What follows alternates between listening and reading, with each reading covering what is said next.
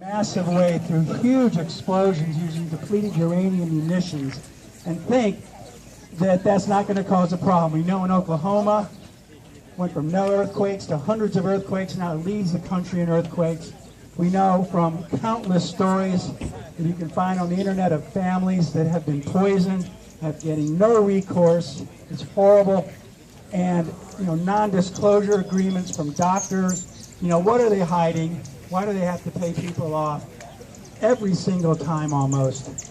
And, the thing is, cement and steel doth corrupt. They are not permanent entities. We know that. Okay? And that's what we're depending on to protect us from some of the most toxic layers of petrochemical compounds and materials known to man, including uranium, radion, all kinds of toxins, benzene, toluene, some of the most carcinogenic chemicals known to man, they're unleashing that are now safe down there. There we go. And they're introducing radiation too by the explosions that are uranium nuclear based. Maryland regulations haven't even touched on the regulation of the nuclear materials that are used in the fracking operation today. And it's horrible. So anyone who thinks regulations can save us is on a fairyland, okay? Because the gas companies, first of all, Maryland doesn't have the funding.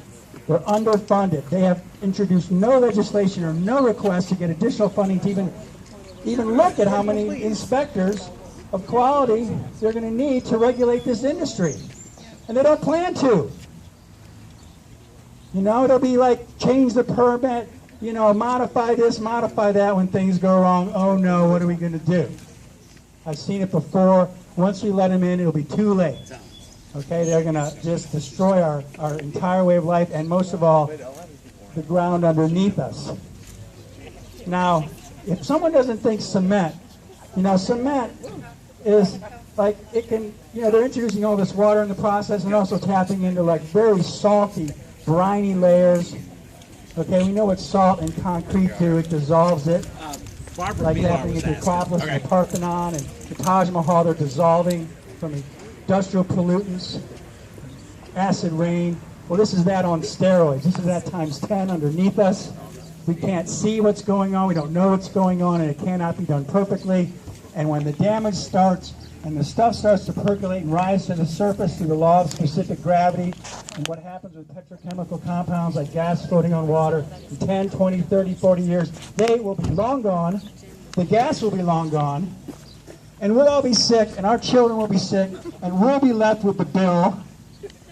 And the people that did us to us, unfortunately, will be dead because we won't be able to take it out on them.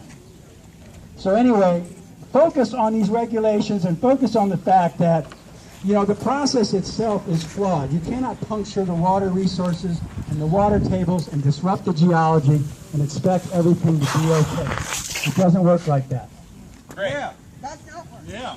Ban fracking now. Ban fracking now. Ban fracking now. Ban fracking now. Ban fracking now. Ban fracking now. Ban fracking now. Now that Craig has Fracking now. sufficiently bummed us out. Get over there and get her.